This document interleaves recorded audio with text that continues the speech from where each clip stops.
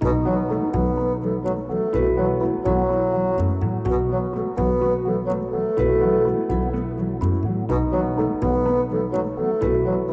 Nichols, eldest son of pioneer urban planner Jesse Clyde Nichols, personified the passion of his times. Born in 1911, Miller molded his father's company into a force for Kansas City area development, worthy of national recognition. Well, when Miller got an idea, it grew and it grew. And the more it grew, the more persistent he became in pursuing it.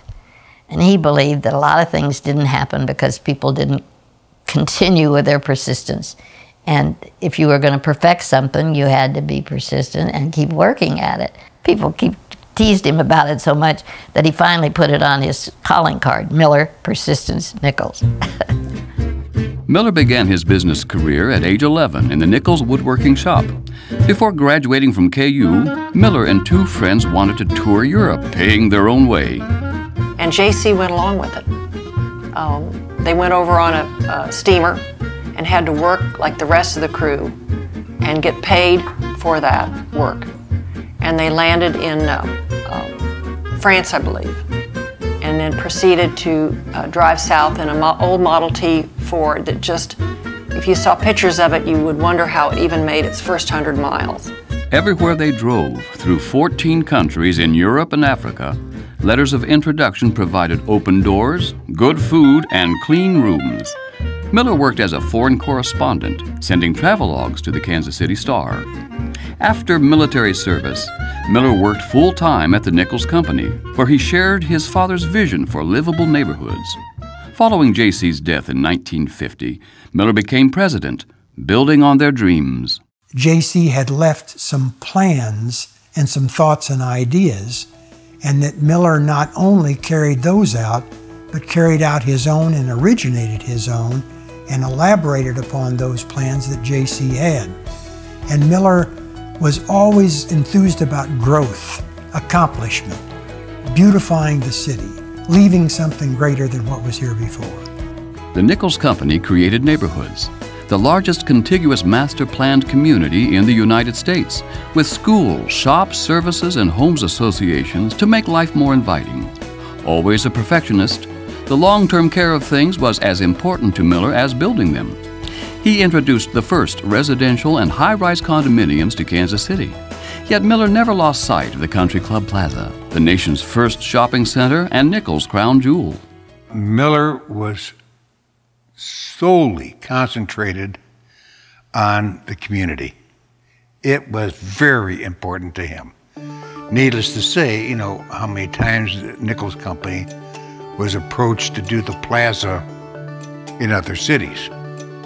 I couldn't begin to tell you how many times they were asked to do that. And Miller's idea has always been, we've got enough work here to keep improving our own community.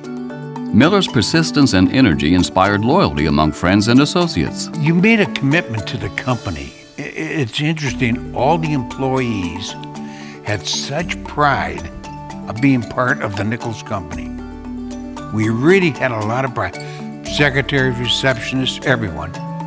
We worked for the Nichols Company. That was an underlying, it was amazing. He had an open door policy, and it was truly open door.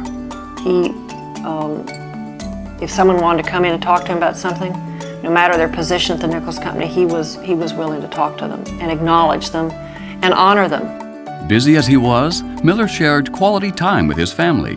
His 4 daughters loved Sunday drives through Nichols' neighborhood, seeing their father's work. And his Colorado ranch still brings the family together every summer. Oh my, he loved to build. And he built fences and he built this. He built a guest house out of an old cabin that was there, an 1880s cabin he turned into a guest house. And oh, then he built a bunkhouse out behind the ranch so we'd have plenty of room for the grandchildren. Miller believed what is good for Kansas City is good for the Nichols Company. So he invested in his community and became the most effective fundraiser in town, earning the name White Heat. Miller, you could always count on Miller that if he took on a fundraising effort, the funds were going to be there.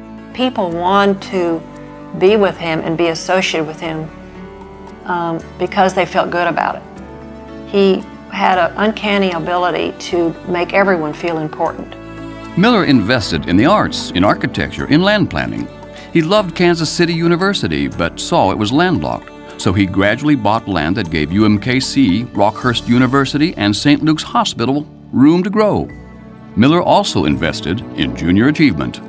Miller Nichols was very high on junior achievement and encouraged a number of us to be mentors in the junior achievement program. And Miller felt that was very important to not only spend the time of young executives in the company, but also company money to be deeply involved and to do whatever we could to encourage young entrepreneurs in the city and hopefully keep them here in the city if we could. Tonight, we salute Junior Achievement's 2011 Business Hall of Fame laureate, Miller Persistence Nichols.